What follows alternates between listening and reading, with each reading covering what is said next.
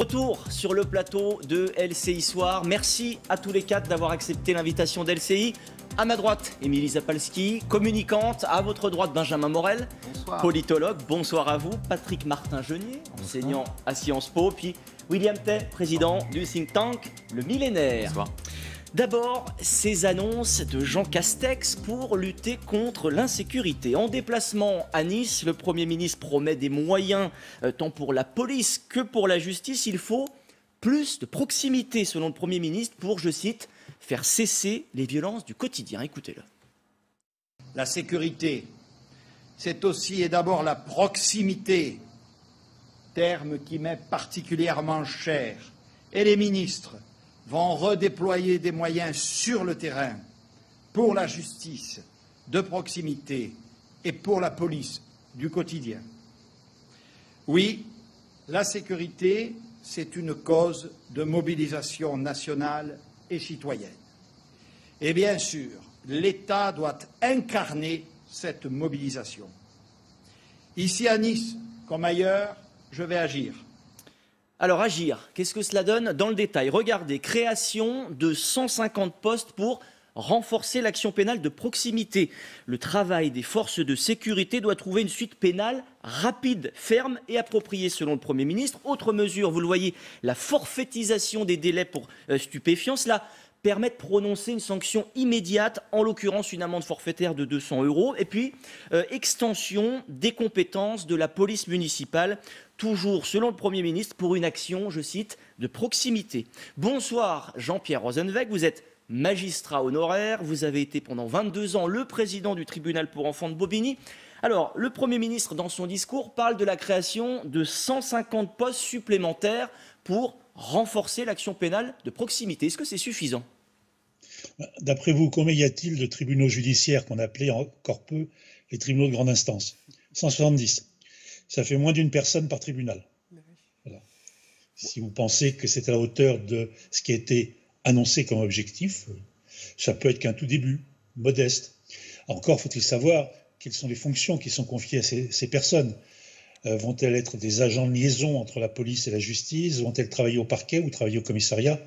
Pour l'instant, c'est un petit peu vague. En tout cas, ce n'est pas à la hauteur de ce qui est énoncé comme objectif. C'est vrai qu'on a l'impression qu'il s'agit plus d'un effet d'annonce plutôt que de tout ce qui est annoncé, c'est dans tous les sens du terme le point le plus faible du dossier.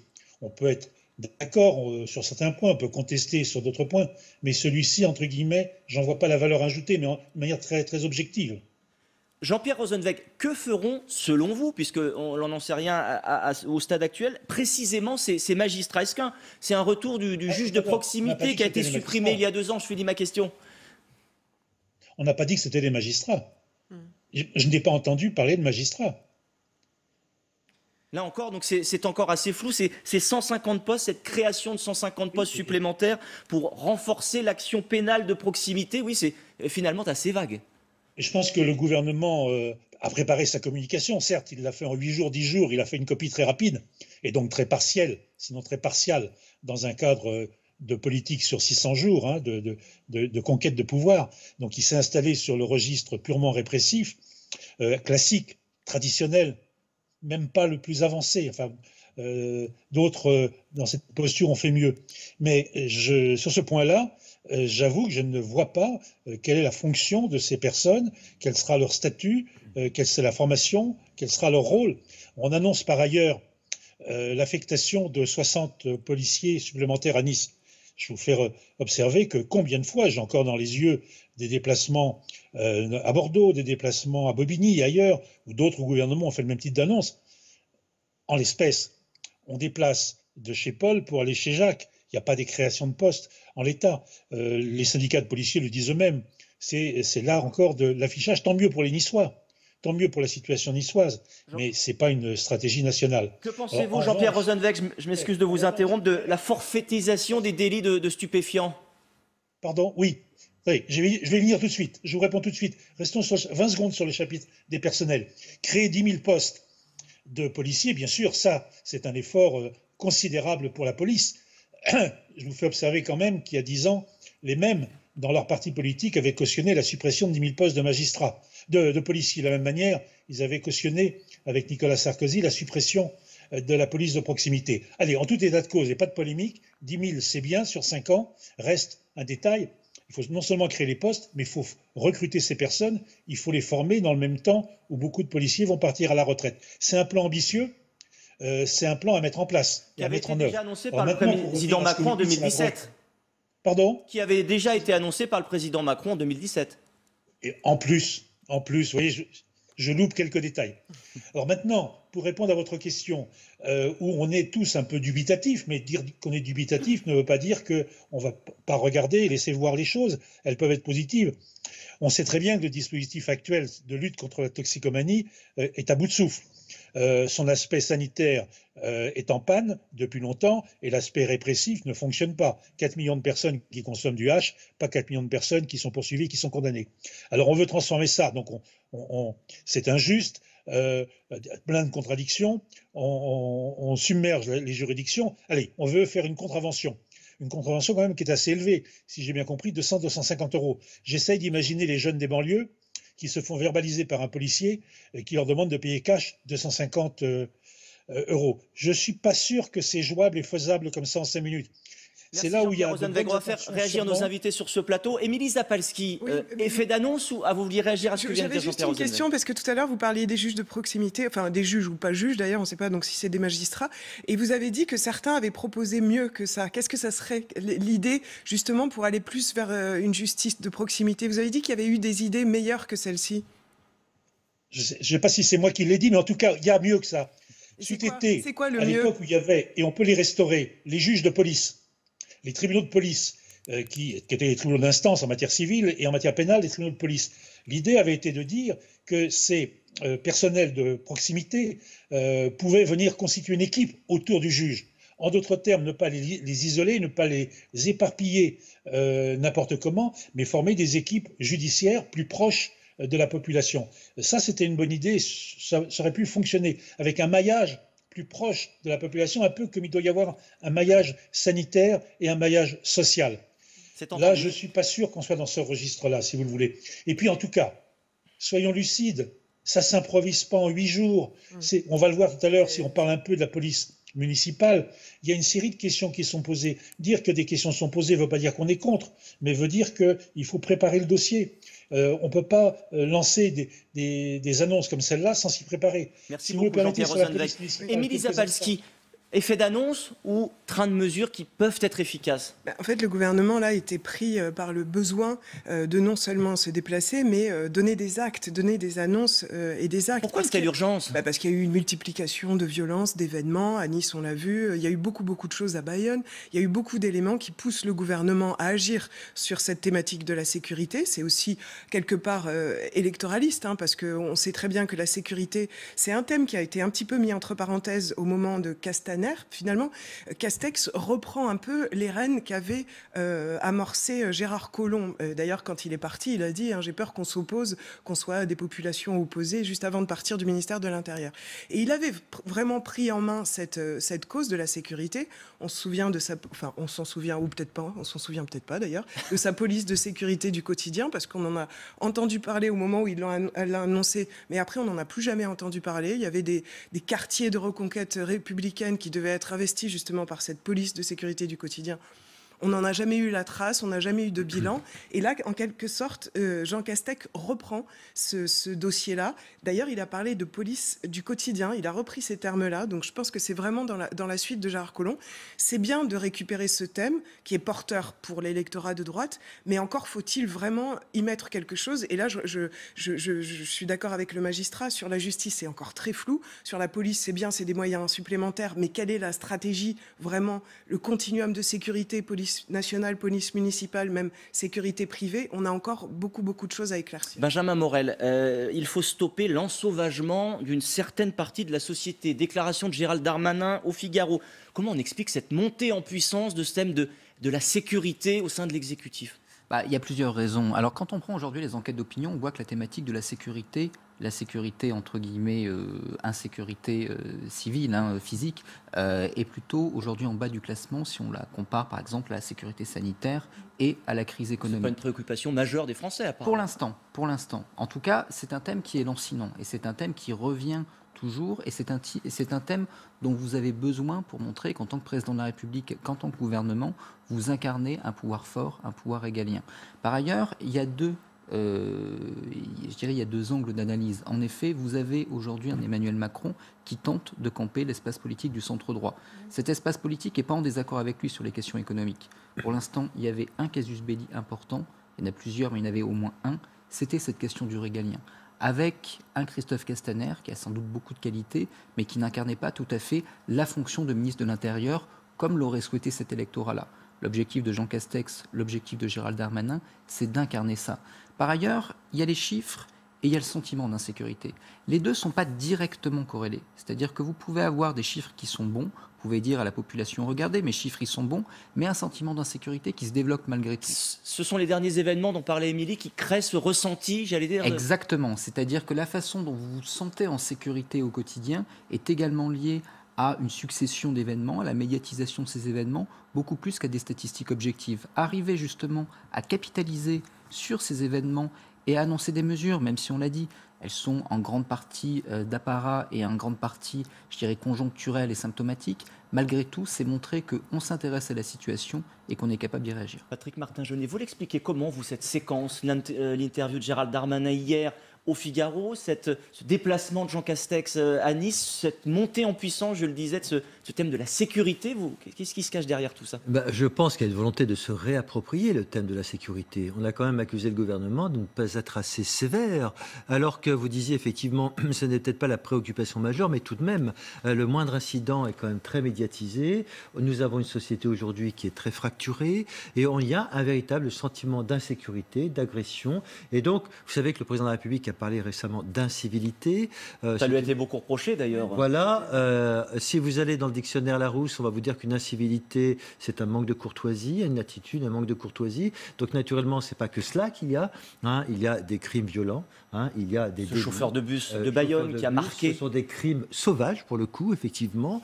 Et donc, je pense que vous parliez du centre droit, mais attention, il y a aussi la volonté de se réapproprier ce thème de la sécurité de façon à ce que ce ne soit pas le seul monopole du Rassemblement national. William Tessur, les différentes mesures annoncées par Jean Castex aujourd'hui, qu'est-ce qu'elles vous inspirent ? Elles vont plutôt dans le bon sens et c'est l'objectif d'Emmanuel Macron. Son premier objectif entre 2017 et 2020, c'était d'annexer sur ce qu'on appelait la primaire de la droite, l'électorat de droite jupéiste. Le second objectif, c'est de viser l'électorat de droite sarkozyste avec la nomination de Darmanin et de Jean Castex qui sont plutôt proches de l'ancien président de la République. Sur les annonces précisément, sur la les voici d'ailleurs, on les voit. Sur la forfaitisation des délits de stupéfiants, ça va plutôt dans le bon sens, mais il faudrait la coupler avec une autre mesure qui est la possibilité de prélever sur les allocations sociales pour éviter le cas des non-paiements. Pourquoi ça va dans le bon sens, cette forfaitisation des délits de stupéfiants ? C'est-à-dire que c'est une sanction immédiate, il n'y a même pas besoin de passer devant un tribunal, amende forfaitaire de 200 €. Pourquoi ça va dans le bon sens ? L'objectif, c'est de permettre de contraventionner immédiatement les délinquants et surtout, ça permet de désengorger les policiers dans leur boulot. Comme ils ont de moins en moins d'effectifs, le but, c'est qu'ils aient de moins en moins de boulot pour essayer de se concentrer sur les crimes les plus violents, ce qu'on a évoqué tout à l'heure, et de se concentrer sur la sécurité globale, notamment la sécurité publique. Et les autres domaines, le point le plus important, c'est l'expérimentation des extensions de compétences de la police municipale. Je pense que l'objectif du gouvernement, et ça va plutôt dans le bon sens, c'est d'avoir une police de proximité qui est la police municipale et la police nationale qui s'occupe de tout ce qui est grand crime, etc. Vous n'aviez pas l'air tellement d'accord. Non, moi, alors moi, à chaque fois qu'on dit, là, on parle des allocations, ça a été tendance pendant un certain temps, je ne sais plus, l'année dernière, je ne me souviens plus à quel propos, mais je trouve ça très bas. Je trouve que c'est une façon de faire qui est terrible, quoi. Pourquoi ? Parce que je pense que c'est confondre des choses. On peut commettre un délit et on doit avoir sa place sociale. C'est remettre en question la place qu'on a au niveau de la société. On a le droit de faire des erreurs et on nous enlève de l'argent. Il y a quelque chose qui ne va pas du tout dans le sens de l'amélioration d'une personne. Et c'est des punitions. Et juste pour préciser, je pense que là, c'est peut-être un des problèmes que peut avoir ce gouvernement. C'est d'aller dans la sécurité, le régalien, justement pour attirer davantage le centre droit, voire la droite dure, parce que quand on entend Gérald Darmanin parler d'ensauvagement, c'est quand même les termes qu'ont utilisés plutôt les interlocuteurs du Rassemblement national qu'autre chose. Marine Le Pen a employé ce terme. Marine Le Pen, donc c'est quand même... En fait, c'est tout de suite opposer les gens, c'est tout de suite punir de cette façon. Et je pense que ce gouvernement va avoir un problème, c'est que s'il s'engage là-dessus, il ne saura être il ne saura jamais aller aussi loin que ce que la droite voudrait, ce que vous dites, par exemple, de lier punition avec réduction côté CAF, côté allocation. Et ça risque d'être un problème parce qu'il ne fera pas la démonstration de l'appropriation complète de cette thématique. Il n'ira jamais aussi loin que le souhaiterait la droite dure ou le Rassemblement national. Sur ce point-là, il y a aussi... On laisse répondre William Tay. Il y a un point, c'est qu'il faut coupler le régalien avec une réforme de la justice pénale. Si vous pouvez mettre plus de moyens de policiers, mais que de toute façon les délinquants sortent et ne sont pas emprisonnés immédiatement, ça ne sert à rien d'augmenter la réponse pénale, ça ne sert strictement à rien. C'est pour ça qu'il essaye de coupler les deux, et c'est pour ça que je couple la contravention avec l'effectivité de la contravention. Parce que si vous donnez une contravention à quelqu'un, mais que la personne ne la paie pas, et on a la même chose en fait avec les peines de prison, les peines de prison de moins de 2 ans ne sont pas appliquées. Globalement, quand vous êtes emprisonné pour 10 ans, vous allez avoir un aménagement de peine, vous allez sortir au bout de 5 à 7 ans. C'est ce qui se passe pour les personnes qui ont été complices de crimes terroristes et qui vont sortir maintenant, alors que ça s'est passé uniquement il y a 5 ans. Benjamin Morel. Oui, il y a 2 grands risques. Il y a un premier risque qui est le temps, en fait, le risque de ne pas avoir le temps de faire grand-chose. C'est-à-dire que beaucoup de choses qui sont annoncées, y compris par Éric Dupond-Moretti, aujourd'hui, au vu du calendrier parlementaire, au vu d'une seconde vague probable, on en parlait tout à l'heure en coulisses, de la Covid, fait que probablement que beaucoup de réformes pourront être lancées, mais ne pourront pas être terminées avant la fin du quinquennat, ou au moins le début de la campagne présidentielle. Deuxième risque, c'est que l'électorat aujourd'hui d'Emmanuel Macron, ce n'est pas que le centre droit, et encore moins que la droite sarkozyste. Il y a malgré tout un tiers de l'électorat potentiel d'Emmanuel Macron en vue d'une présidentielle qui est plutôt issu du centre-gauche. On sait qu'entre cet électorat-là et Emmanuel Macron, il y a aujourd'hui beaucoup de casus belli. Il y a les questions de l'écologie, mais ce n'est pas la principale. Il y a d'abord et avant tout la question des libertés publiques. Il y a un deuxième risque à ce niveau-là, c'est que la majorité parlementaire a été élue au centre-gauche. Elle s'est déjà divisée sur des lois comme asile et immigration. Demain, une grande loi contre le séparatisme, c'est ce qui a été annoncé par Jean Castex. Ça risque de créer beaucoup de brouille au sein de cette majorité qui est déjà très divisée. On remercie Jean-Pierre Rosenweg qui était avec nous, magistrat honoraire. Merci à vous et on se retrouve dans quelques instants sur LCI. A tout de suite.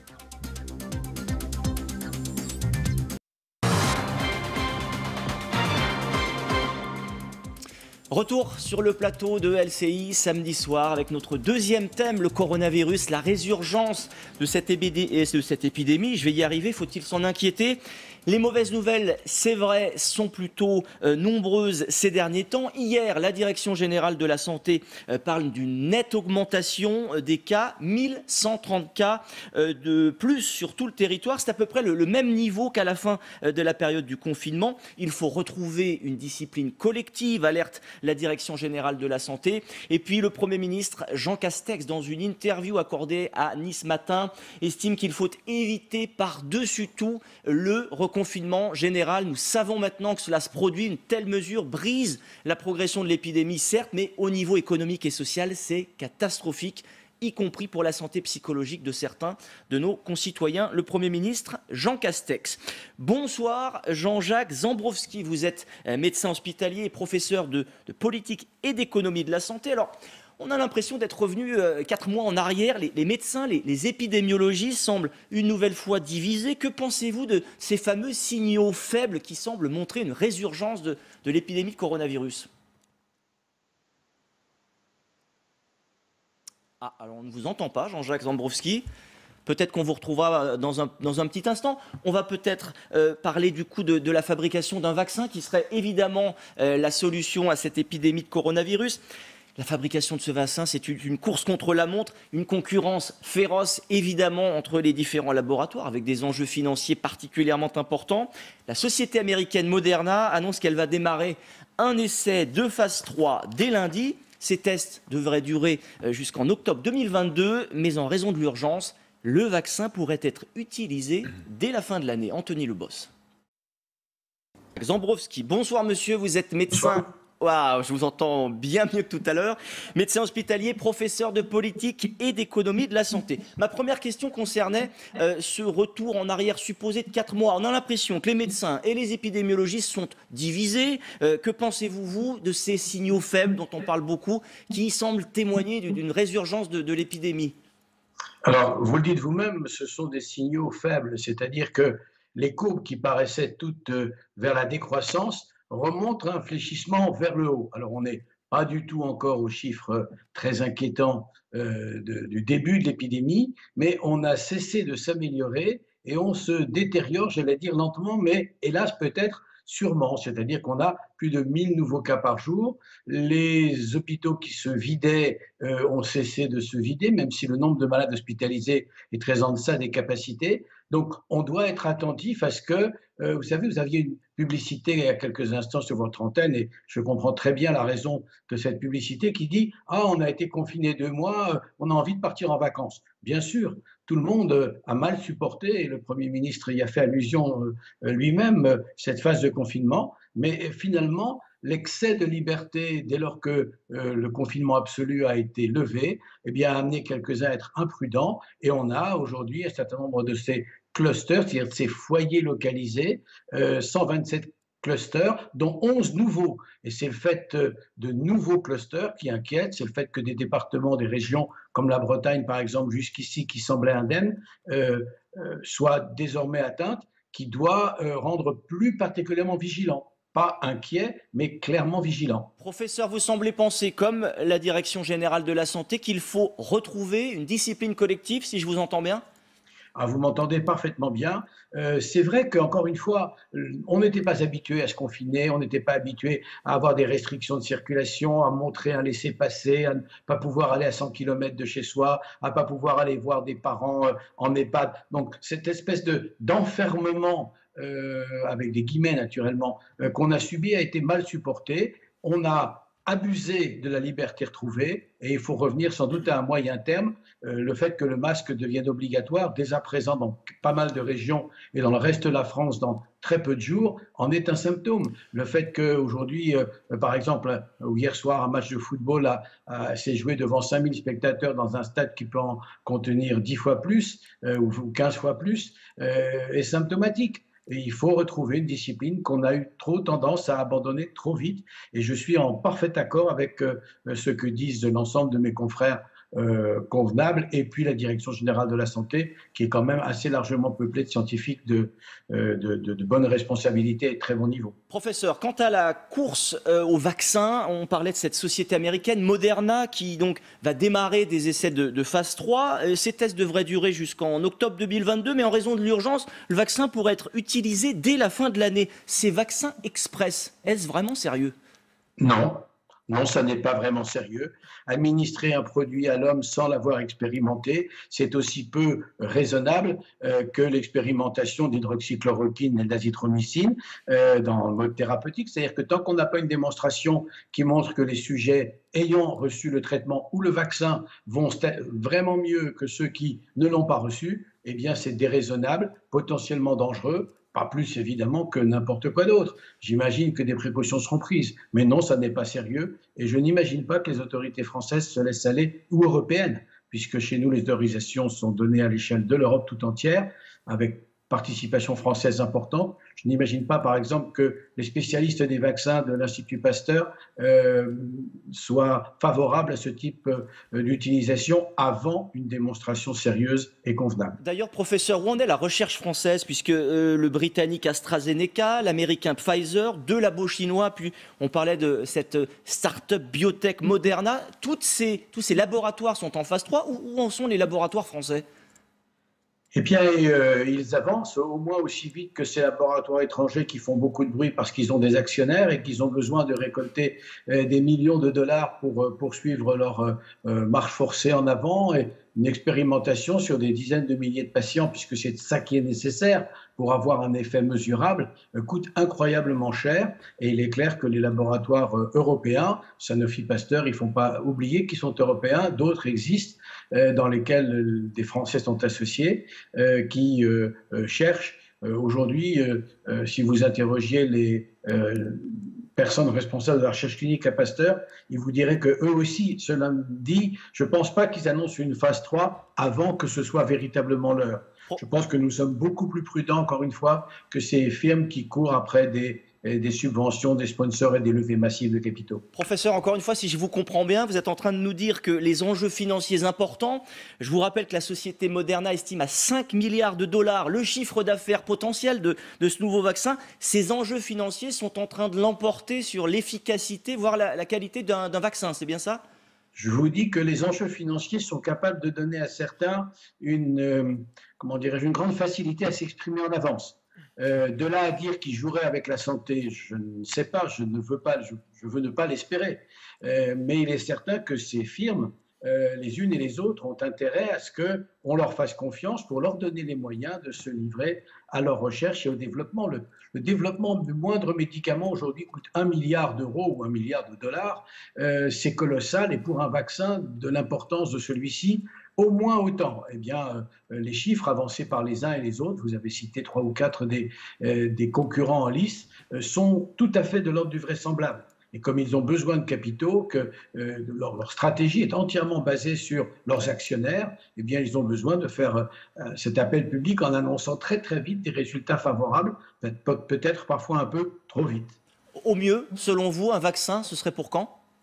La date que vous avez donnée, qui est d'ici une année, grosso modo, du premier trimestre 2022, est celle dans laquelle sont tous les concurrents sérieux. Vous savez, tous sont passés de la même séquence virale. Le principe de construction d'un vaccin est le même dans tous les pays développés du monde. Aujourd'hui, il n'y a pas de secret, il n'y a pas de mystère. Et à partir donc des souches développées, la façon dont on imagine un vecteur vaccinal, le développement peut à peu près le même temps chez tout le monde. Et c'est la raison pour laquelle tout le monde arrivera à peu près en même temps à quelques semaines près, on va dire, et tout le monde proposera un vaccin dont on a dit d'ailleurs que l'invention sera mise à la disposition du public et que le brevet lui-même ne serait sans doute pas le brevet de Pierre, Paul ou Jacques. Et simplement, c'est la vente elle-même, la commercialisation, la fabrication qui, elles, feront l'objet de bénéfices qu'on imagine considérables, puisqu'il s'agit d'une pandémie mondiale, et qu'on verra peut-être un jour M. Trump lui-même se faire vacciner. Émilie Zapalski, passionnante mais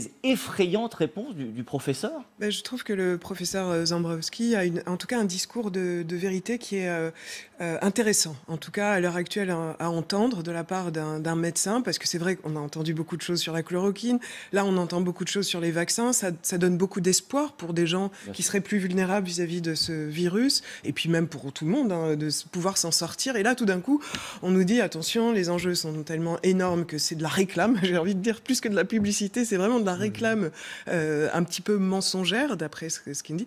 Et de toute façon, depuis le début, on nous dit qu'il faut 18 mois, 2 ans pour développer un vaccin en bonne et due forme. Donc voilà, il vaut mieux se préparer à continuer à agir et à vivre avec ce virus avant de voir cette solution de vaccin.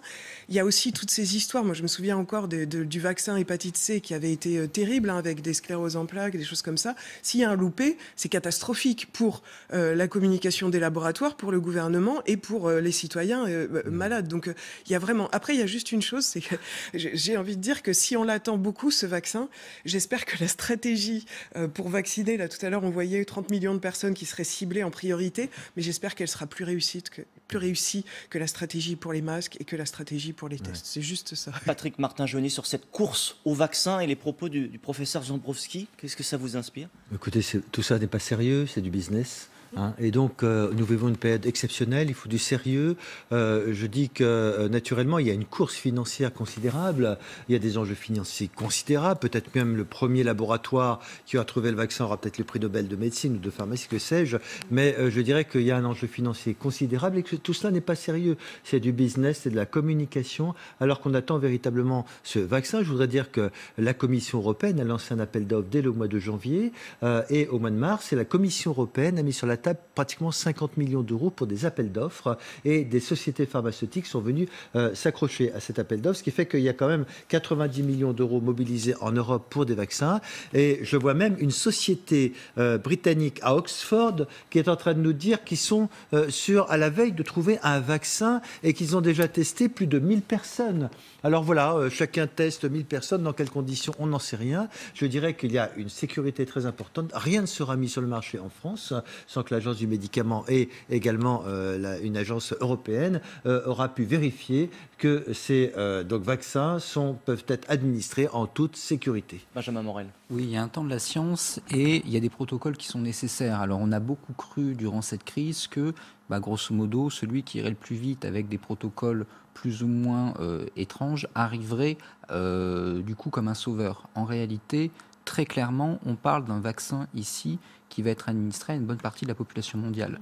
On ne peut pas se permettre d'avoir quelque chose dont on n'est pas sûr de la sécurité. Quand bien même on ait besoin d'un vaccin rapidement, quand bien même l'économie en dépende. si jamais on se met à injecter une substance potentiellement toxique, c'est réellement un crime qu'aucun gouvernement, j'espère, ne prendra sur lui. C'est plus l'efficacité qui est en, je pense. L'efficacité, mais vous pouvez avoir des effets secondaires. On parlait tout à l'heure de l'hépatite C par rapport. Donc là, très clairement, il faut faire attention.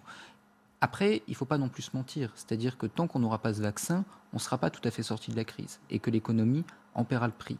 Et qu'à partir de là, avant de rêver sur un vaccin qui arriverait, qui la semaine prochaine, qui à la fin de l'année 2020, qui au premier semestre 2021, il faut arriver à trouver des protocoles, des instruments, les masques en font partie, les tests en font partie, pour continuer la vie économique, pour continuer également la vie politique, tout en vivant avec la maladie. William T, on rappelle que la société Moderna a bénéficié d'une subvention de 500 millions de dollars du gouvernement américain. C'est dire si les profits envisagés sont énormes, les investissements aussi sont majeurs. Cette course est délirante. Cette course est délirante, mais comme ça a été rappelé par les 3 intervenants, on est sur des objectifs de sécurité maximale parce que quasiment tout l'ensemble de la population mondiale sera vaccinée par ce vaccin s'il est trouvé. Donc il faut éviter par exemple une même affaire que l'affaire des sangs contaminés ou quelque chose comme ça pour tout gouvernement. Donc tous les gouvernements vont prendre le maximum de précautions pour éviter tous les problèmes. Le plus vraisemblable, c'est qu'un vaccin soit trouvé au premier semestre 2022 ou au second semestre s'il n'y a pas de mutation du virus qui pourrait compliquer l'arrivée d'un nouveau vaccin. Ce qu'il faut dire globalement, c'est que globalement, on va vivre dans cette période-là de confinement partiel, de protection de masques ou de confinement complet jusqu'à 2022. Et c'est l'objectif du gouvernement d'assurer les moyens pour éviter, comme l'a dit Jean Castex, tout reconfinement complet qui serait un échec pour le gouvernement. C'est-à-dire qu'il faut respecter les gestes barrières, avoir des masques, généraliser les tests et avoir le personnel pour avoir des résultats très rapidement et augmenter notamment, c'est l'objectif d'ici l'année prochaine, augmenter nos capacités de lit et de réanimation. Et en fait, tous les 3-4 mois, on aura une hausse du virus, une baisse du virus, une hausse et une baisse tous les 2 ans. Vous nous annoncez d'assez mauvaises nouvelles. La vérité.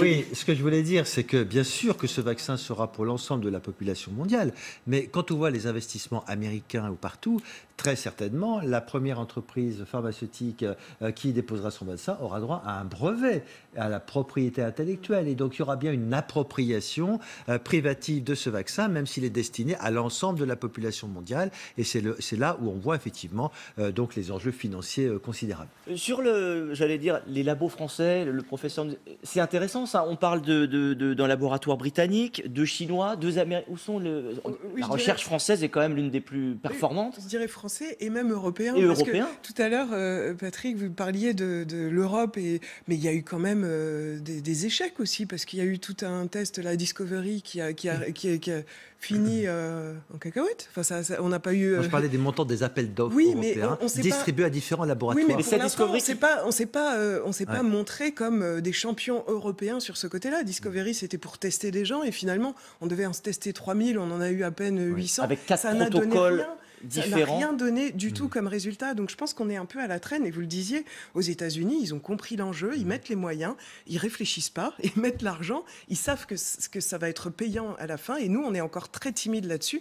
Les Français et les Européens, toujours derrière pour faire des champions de ce type de problématiques qui vont être en plus des problématiques de demain. Parce que le sanitaire, on a ce virus-là, on aura probablement d'autres virus et d'autres choses comme ça. Moi, je fais confiance à l'Institut Pasteur parce que ce sont des gens quand même excellents et je pense qu'ils travaillent discrètement. Oui, mais on devrait être plus business, peut-être, quelque part. En fait, le mythe de la France a avancé en recherche. Il est en train de mourir petit à petit. Ce qu'a montré la crise du coronavirus, c'est le déclin français et le déclin européen et l'avènement chinois et globalement que l'Amérique survit. Globalement, on a 2 pôles, les États-Unis et la Chine, qui vont s'affronter pour les 30 prochaines années. On l'a vu avec le discours de Donald Trump et les réponses de Xi Jinping. Et globalement, l'Europe est en retard. Et au sein de l'Europe, la France, l'Espagne et l'Italie sont en retard par rapport aux pays du Nord, l'Allemagne, la Hollande et les autres pays nordiques.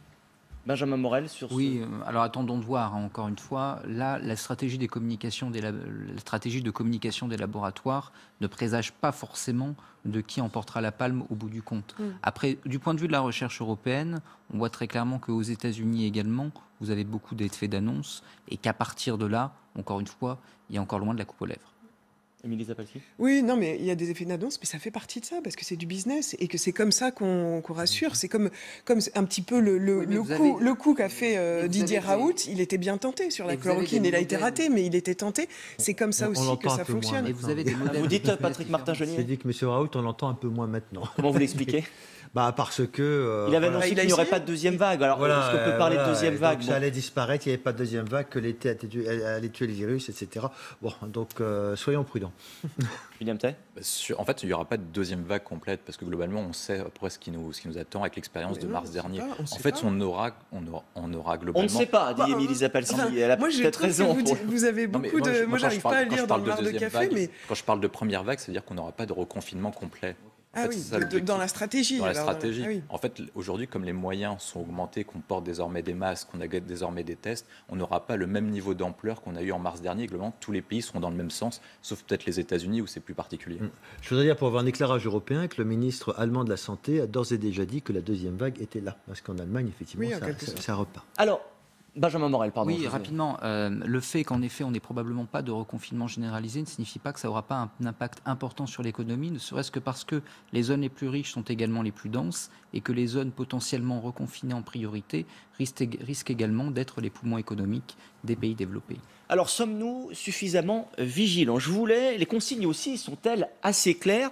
Je vous propose d'écouter cet échange entre l'épidémiologiste Martin Blachier, c'était sur notre plateau, face à la députée La République En Marche, Anne Genetet. Écoutez ce que pense Martin Blachier. On vient d'avoir quelque chose de clair, c'est le masque dans les lieux clos. Maintenant, il faut donner aux gens une consigne pour les réunions familiales. C'est combien ? C'est 5, c'est 10, c'est 15 ?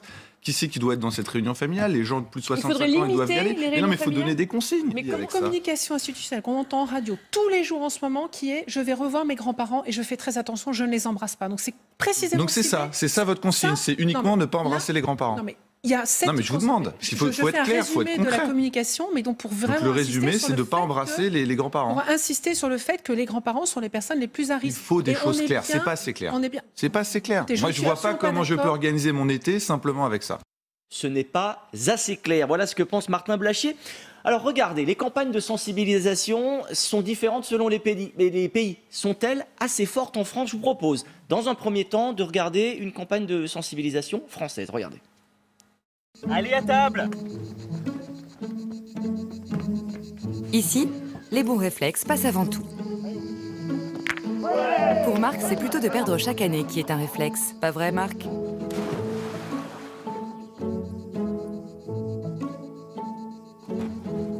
Et parfois, le bon réflexe, c'est tout simplement de penser aux autres. Voyez maintenant un spot de prévention espagnol. Felicidades, papi. Cumpleaños feliz. Venga, sopla fuerte.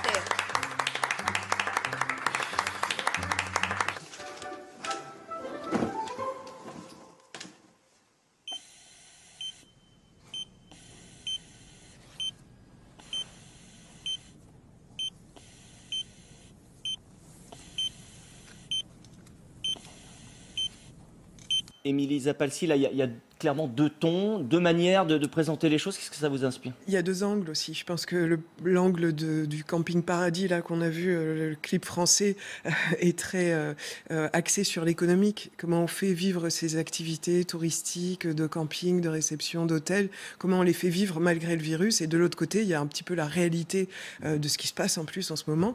Et probablement, ça a été décalé là. C'est-à-dire que là, on sent bien que même si on ne parle pas de deuxième vague complètement, on y est. On est quand même sur un redéveloppement de cette épidémie qu'on sent frémir partout. Et on a l'impression que ce clip, il est un petit peu déjà daté. Ça allait bien pour j'allais dire fin mai, début juin. Là, on a envie, en effet, comme le médecin disait, de quelque chose de beaucoup plus réel, de pratique, de conseils beaucoup plus précis. Quoi. Benjamin Morel, qu'est-ce qui est le plus efficace entre ces deux campagnes ?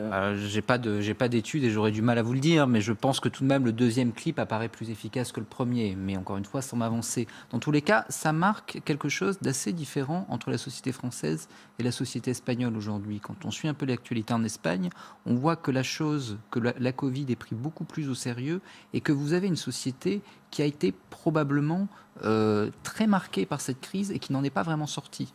Que la société française, au contraire, au-delà des clips, au-delà des campagnes de communication, semble vivre aujourd'hui une forme de parenthèse. On sait que la maladie est encore là, on sait qu'on en sort, on sait qu'elle pourra revenir, on sait que la crise économique va bientôt se faire sentir dans toute sa force à l'automne, mais il y a une sorte de semaine enchantée, de parenthèse dans les esprits et même dans une partie du discours politique qui rend un peu cette période hors du temps, ce que ne connaît pas la société italienne, ce que ne connaît pas la société espagnole, évidemment la communication s'en ressent. William Tay, sur ces deux spots, ces deux manières différentes de sensibiliser le public à cette épidémie? En fait, on a deux sociétés différentes. Il y a une société française qui a été globalement marquée par le virus, mais on n'a pas eu des résultats catastrophiques.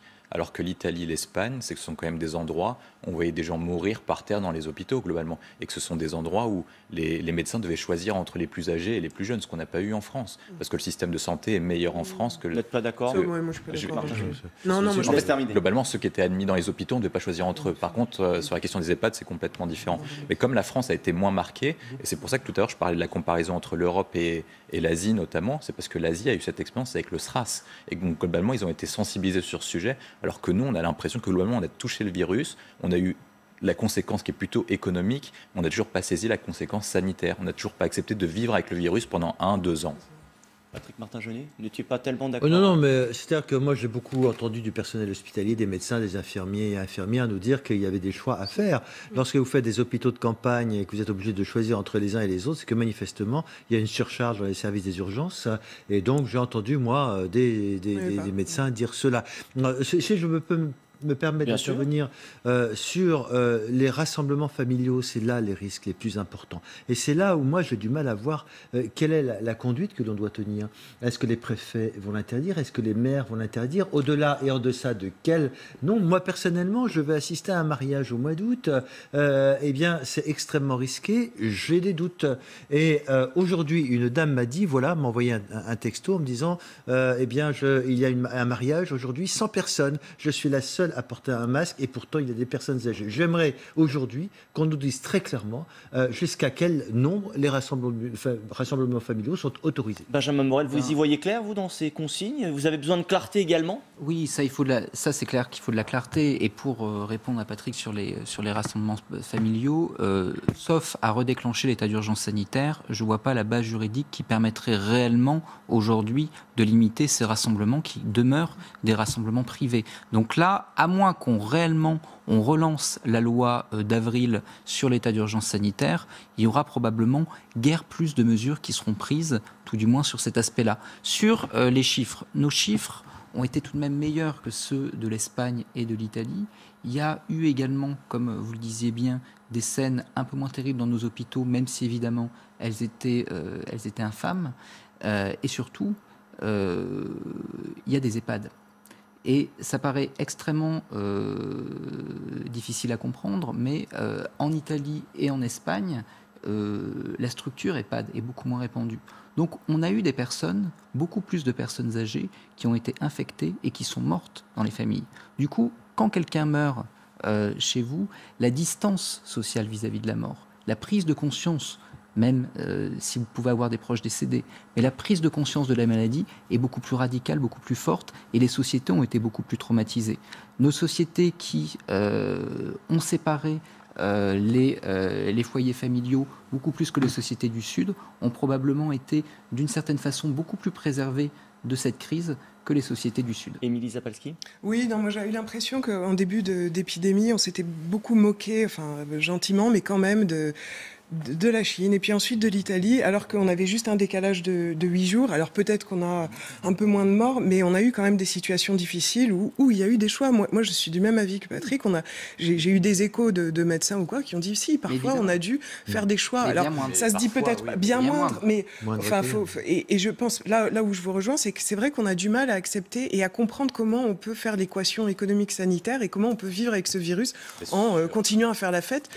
En fait, l'équation économique, l'Allemagne a montré le chemin. Le but, c'est d'avoir des masques, de respecter les gestes barrières, d'avoir des tests massifs et d'avoir des grandes capacités de réanimation. Parce qu'en fait, la différence entre la France et l'Allemagne, la France dépense plus en dépenses publiques de santé, mais la France est plus efficace en termes qualitatifs. L'Allemagne a plus d'objectifs, notamment quantitatifs. Ils ont 20 000 lits, on en a 5 000, peut-être nos 5 000 lits sont meilleurs, mais bon, quand vous avez 20 000 personnes touchées par le Covid-19, il vaut mieux avoir les 20 000 lits peut-être moins bien que les 5 000 qui sont meilleurs. Ce qui va me donner une formidable transition pour le thème suivant. Les hôpitaux français sont-ils prêts à absorber, j'allais dire, le terme n'est pas très beau, mais une deuxième vague de l'épidémie. Juste avant de traiter ce thème-là, je voulais vous donner cette information dans le cadre de l'incendie de la cathédrale de Nantes. Le bénévole du diocèse qui avait été placé en garde à vue à la suite de cet incendie a été présenté aujourd'hui au parquet qui a requis son placement en détention. Le procureur privilégie désormais la piste criminelle. Selon le laboratoire central de la préfecture de police de Paris, les premiers résultats qui lui ont été communiqués l'amènent à privilégier la piste criminelle. On en reparlera évidemment. Je vous parlais donc des hôpitaux français. Sont-ils prêts à absorber cette éventuelle deuxième vague quand on sait que un tiers des médecins et infirmières manquent à l'appel, congé d'été oblige. Émilie Zapalski, est-ce que ça peut être inquiétant ce fait-là, d'autant quand on lit Djilali Hanan, qui est chef de la réanimation à l'hôpital Raymond Poincaré de Garches, quand il déclare « On ne sait pas si la vague va atteindre le rivage, mais tout le monde la voit arriver ». On se demande si les hôpitaux français sont à même de pouvoir traiter ce regain de l'épidémie. Oui, puis on comprend bien qu'après toute cette phase qu'ils ont passée, ces mois très difficiles, les personnels sont fatigués, sont usés, ils ont peur de ça, ils ont peur de voir revenir, et même on entend dans les hôpitaux la peur aussi de la canicule, ce qui se rajouterait à tout ça. Donc ça, c'est une crainte de ne pas pouvoir tenir, quoi. Au-delà du nombre de lits, c'est aussi le personnel qui ont été face à ça. Ça a été dur, hein. Moi je trouve qu'on minimise parce que peut-être on a été un petit peu meilleur, mais je pense que ça a été très compliqué pour eux de gérer ça, de gérer aussi des fins de vie difficiles en face à face, et de recommencer une deuxième vague, ça sera compliqué. Alors après, ce qu'on peut espérer, c'est que cette fameuse deuxième vague, elle soit plus perlée, parce que c'est ça qu'on voit, c'est ce qu'il faut éviter, et c'était le but du confinement, c'est une arrivée massive en réanimation, et qu'on n'arrive pas à absorber, et que ça soit très compliqué. On espère bien qu'on ne sera pas dans ce cas-là, avec cette montée progressive, mais qui reste stable du virus, quoi. Plus optimiste, le professeur Stéphane Gaudry de l'hôpital Avicenne de Bobigny déclare « Nous sommes dans une situation différente du mois de février. Les gestes barrières, les masques, les tests sont présents et font partie désormais de notre quotidien. » Benjamin Morel, vous pensez que cette expérience, j'allais dire, acquise lors de la première vague peut forcément servir en cas d'une seconde? Évidemment, c'est-à-dire qu'on ne peut pas se retrouver dans la situation du mois de février. Aujourd'hui, très clairement, avec les tests, avec les masques, avec l'expérience également, on a la capacité d'agir différemment et d'agir de façon plus intelligente. Après, ça ne signifie pas que nos capacités hospitalières seront suffisantes à un instant T. D'autant que ce que l'on avait vu, et là l'hôpital français était très très fort, bien plus fort, j'y reviens, que l'hôpital italien par exemple, on a réussi à transférer des personnels. On a réussi à mutualiser dans certains territoires qui étaient particulièrement sinistrés des moyens au niveau national. Ce que la régionalisation de la santé en Espagne et surtout en Italie ne permettait pas réellement de faire. Ce que l'Allemagne n'a pas eu besoin de faire, mais ce sont les Länder les plus riches en Allemagne qui ont été touchés. Donc ça compte aussi dans les bilans. Aujourd'hui, au vu de la diffusion de la Covid sur l'ensemble du territoire, il n'est pas dit que on ait des zones aussi localisées qui seront touchées et des zones qui ne le seront quasiment pas. Donc l'idée de pouvoir transférer des moyens d'une région à une autre, si jamais on a une vraie seconde vague, ce qui est loin d'être exclu, à ce moment-là, ça sera beaucoup plus compliqué et on pourrait avoir une situation de crise sur l'ensemble du territoire. Donc il y a des raisons d'être optimiste, il y a des raisons de ne pas l'être, d'où l'intérêt de faire attention. Bonsoir Rafik Masmoudi, nous avons mis beaucoup de temps à vous joindre, nous sommes ravis de vous accueillir sur ce plateau. Bonsoir à vous, vous êtes médecin urgentiste à l'hôpital européen Georges Pompidou. Ma première question va être très factuelle. Est-ce que vous assistez à Georges Pompidou à une résurgence du coronavirus? Les admissions sont plus nombreuses, comment ça se passe? À Pompidou, la situation elle est calme, hein. Bon, on n'a pas la même activité qu'au mois de mars-avril. Mais il y a quelques cas sporadiques, mais ce n'est pas quelque chose, je dirais, qui nous inquiète pour le moment. Mais sur certaines régions en France, la situation, quand même, on la voit qu'il y a une recrudescence. Il faut faire attention, surtout dans la Seine-Saint-Denis, où il y a pas mal de consultations quand même pour Covid. On se demandait, docteur, les hôpitaux français sont-ils prêts? On sait que beaucoup de médecins, d'infirmières, un tiers d'entre eux vont prendre leur congé en été. Est-ce que les hôpitaux sont prêts à cette deuxième vague, avec plusieurs guillemets? Oh, le problème, c'est pas la deuxième vague. Je ne sais pas si ça existe, la deuxième. Bon, on en parle souvent de la deuxième vague, mais je pense que je mettais des guillemets. Il faut être pragmatique.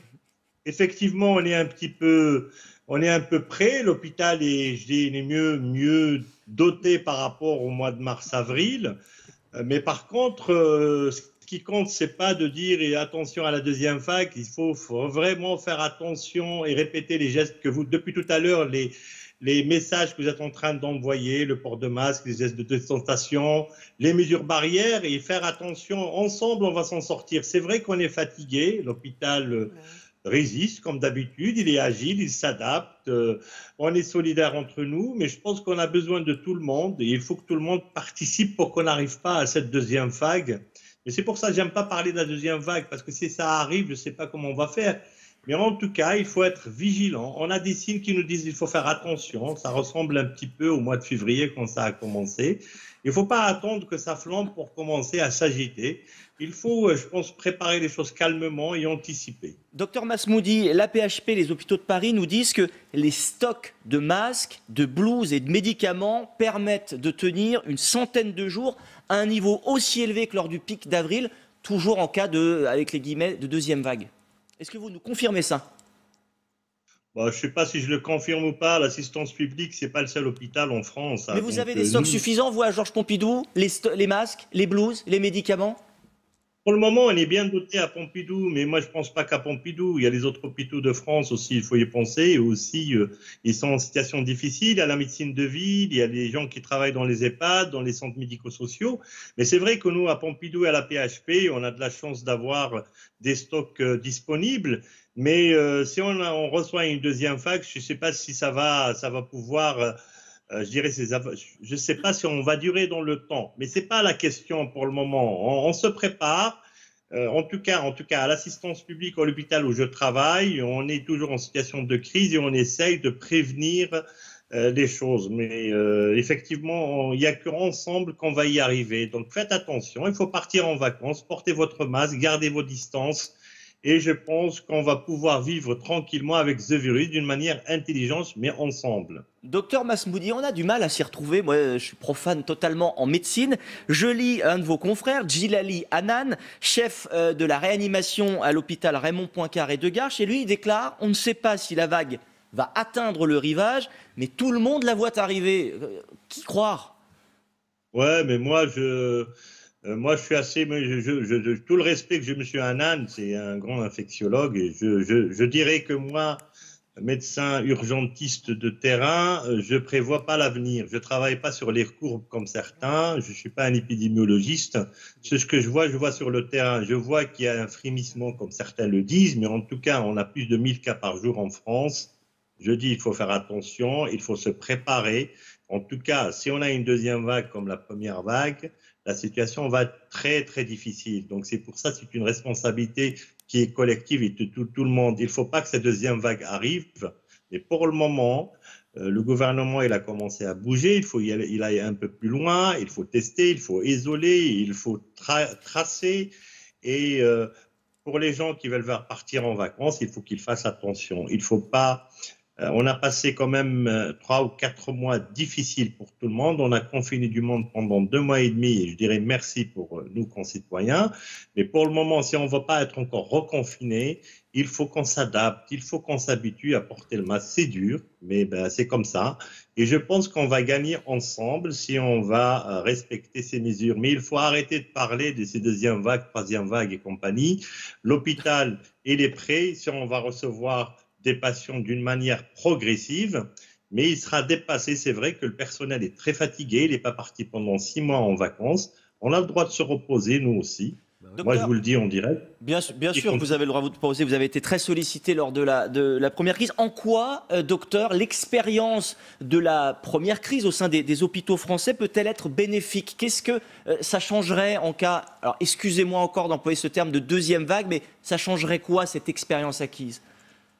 On le connaît mieux, on sait mieux le traiter, on sait bien l'appréhender. On est, je dirais, au début, c'était quelque chose d'inconnu. Au début, il fallait pas mettre le masque, il fallait pas faire ci. Les moyens de ventilation sont différents, les moyens de réanimation sont différents.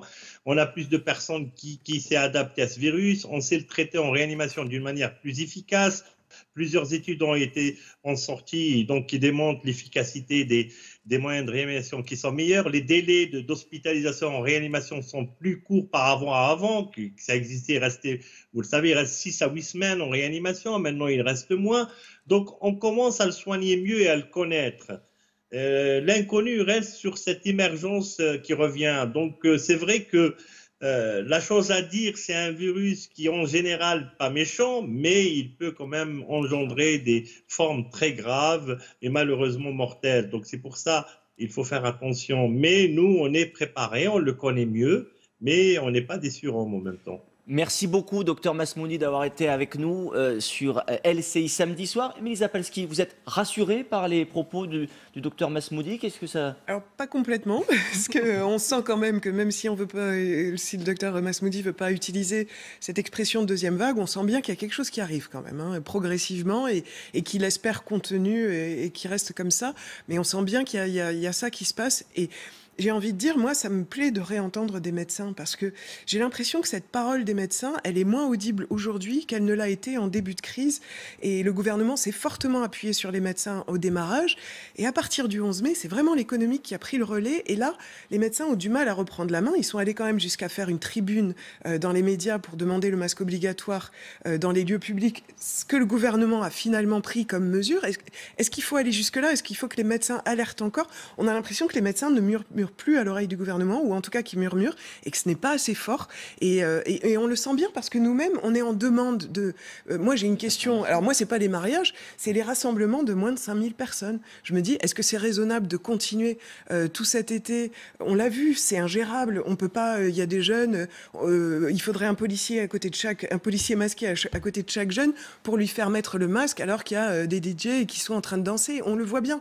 Est-ce qu'il faut pas commencer à remettre des mesures un petit peu plus strictes pour se réserver une rentrée moins difficile? Benjamin Morel, sur les propos du Dr Masmoudi, la faculté des hôpitaux français à absorber cette éventuelle deuxième vague? Oui, moi non plus, je suis moyennement rassuré. En tout cas, j'ai l'impression qu'il n'était pas forcément toujours très rassurant. Oui, très clairement, on a une opinion que, pour rebondir un peu sur ce que disait Émilie, on a une opinion qui est à une politique également, qui fonctionne par séquence. Et très clairement, on est passé d'une séquence sanitaire à une séquence purement politique, remaniement, maintenant à une séquence sécuritaire. On a ouvert ces 2 heures sur ce sujet-là. On va probablement avoir bientôt une séance vacances et ensuite une séance économique. La question, c'est quel est le sanitaire dans cette suite de séquences? Si jamais on n'arrive pas à avoir une parole médicale audible de la part du gouvernement, de la part également des médias, et bien ensuite, il ne faut pas s'étonner que les Français qui se sont calés sur ces séquences médiatiques et politiques oublient qu'il y a réellement une crise sanitaire, jusqu'au moment où la crise sanitaire, tout d'un coup, cannibalise l'ensemble de l'espace médiatique et de l'espace politique, et où l'on ne parle plus que de ça. Arriver à conjuguer 2 actualités essentielles en même temps, pour le politique, c'est très complexe. On voit que pour Jean Castex aujourd'hui, ce n'est pas forcément une priorité, même si évidemment sur son bureau c'est une priorité, mais dans la communication ça ne l'est plus. Jean Castex qui déclare à Nice Matin, il faut à tout prix éviter un reconfinement total. William They, vous êtes d'accord avec ce qu'il vient de dire? Oui, je suis d'accord. Je pense qu'en fait le sanitaire, en fait, c'est un peu que ce qu'ils ont essayé de faire sur l'écologie, ça prend le pas un peu partout. C'est-à-dire on ne va plus en parler à 100% de façon dominante, mais tous les jours on en parlera à certains moments. Par exemple sur ces 2 heures, on en parlera en tout cas une partie. Sur la question de la première expérience, en fait, la question de la deuxième vague, c'est est-ce qu'on arrive à un taux de reproduction du virus supérieur dans tous les départements de façon équivalente en même temps? L'expérience de Mayenne a montré que si ça arrive dans un département ou dans certains départements, l'État central arrive à déployer les moyens, déplacer les moyens pour bloquer et mettre en place des foyers de contamination, pour bloquer ces foyers de contamination, notamment dans certains départements. Si on arrive dans des zones, dans des régions précises, comme notamment l'Île-de-France, dans les Hauts-de-France ou dans le PACA, à plein de zones de foyers de contamination, là par contre on sera moins en capacité de le faire parce que ce sont ces hôpitaux-là et ces moyens-là qui sont utilisés pour ces autres départements. Patrick Martin-Genier, ne m'en voulez pas, nous allons passer à notre 3e thème. Le livret A, c'est le placement préféré des Français. Alors, on le savait, mais alors c'est particulièrement le cas en ce moment. Sur les 6 premiers mois de l'année, les sommes épargnées sur le livret A ont gonflé de plus de 20 milliards d'euros, soit quasiment autant d'argent durant les années 2018 et 2019 réunis. C'est colossal. Pourtant, vous le savez, en février, le taux de rémunération du livret A a baissé de 0,5%. C'est son plus bas niveau historique. Sachez qu'en plaçant votre argent donc à 0,5%, finalement vous perdez de l'argent puisque l'inflation est à 1,1%. Je vais demander à Michel Rumi, bonsoir, qui est économiste et professeur à Sciences Po et à l'ESCP, de nous éclairer un petit peu. Comment expliquer ces sommes colossales placées sur leur livret A par les Français ? Eh bien, tout d'abord, le confinement a réduit la consommation et donc on a gonflé un peu cette épargne. Et puis après le déconfinement, on a commencé à consommer, mais malgré tout, il y a un contexte très incertain qui favorise cette épargne, on va dire forcée, qui est devenue une épargne de précaution dans la mesure où eh bien, les Français sont très inquiets sur l'avenir puisqu'on leur parle de chômage à la rentrée, que l'avenir, les incertitudes au niveau international fait que finalement, c'est plus un réflexe de précaution qu'une volonté absolument de vouloir consommer, parce que l'État nous demande, le gouvernement nous demande de consommer, mais les incertitudes sont là. Est-ce que cela veut dire, vous nous l'avez un petit peu expliqué, mais que la consommation ne repart pas, que les Français préfèrent toujours épargner? On rappelle que le taux d'épargne l'an dernier c'est 15%, il pourrait passer à 20% en 2020, et les Français sont frileux, ne consomment pas et épargnent, c'est bien cela? Tout à fait, hein, je vais même aller plus loin que vous, dans la mesure où si nous atteignions un taux de l'ordre de 20%, on aurait atteint un taux d'épargne de 1975. Donc on retournerait près de 45 ans plus tard en arrière. On est vraiment inquiet parce que d'abord, on ne sait pas, au plan sanitaire, alors personne n'avait prévu, entre guillemets, le retour de ce virus à la fin juillet. Donc une incertitude supplémentaire. En même temps, il y a l'incertitude quant à l'emploi.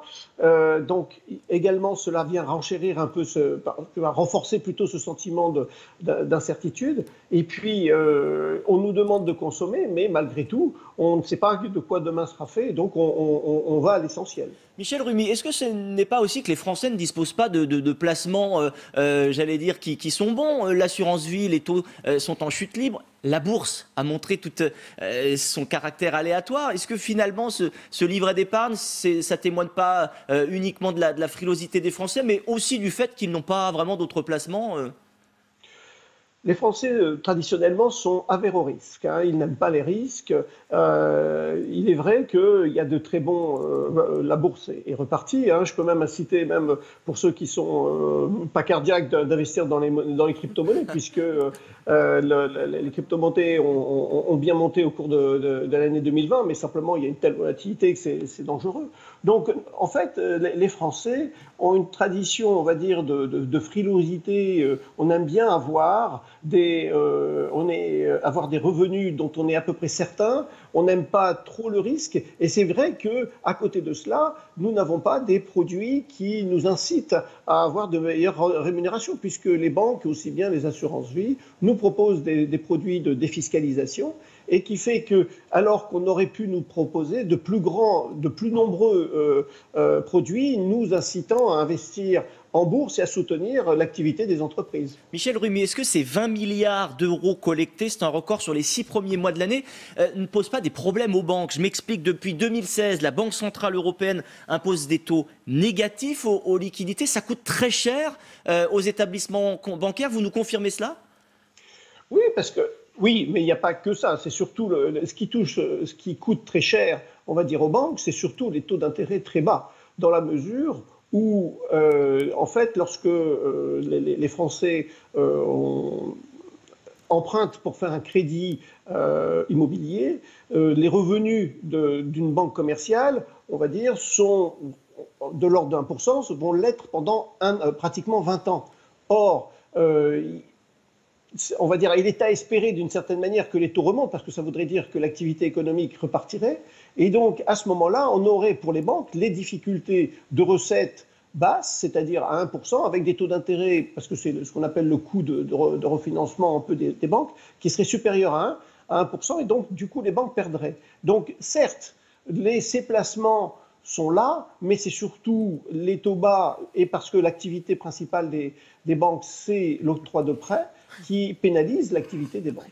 Patrick Martin-Jeunnet, ça dit quoi, ce placement record sur le livret A, j'allais dire, du moral des Français, puis de l'état de l'économie française? Écoutez, moi, le bas de laine des Français, c'est pas nouveau. Alors, on a un record, on sait très bien qu'il y a eu le confinement, on ne pouvait pas consommer, mais je fais confiance, il y a une volonté après de consommer. Quand même, on ressort, on part en vacances, on consomme.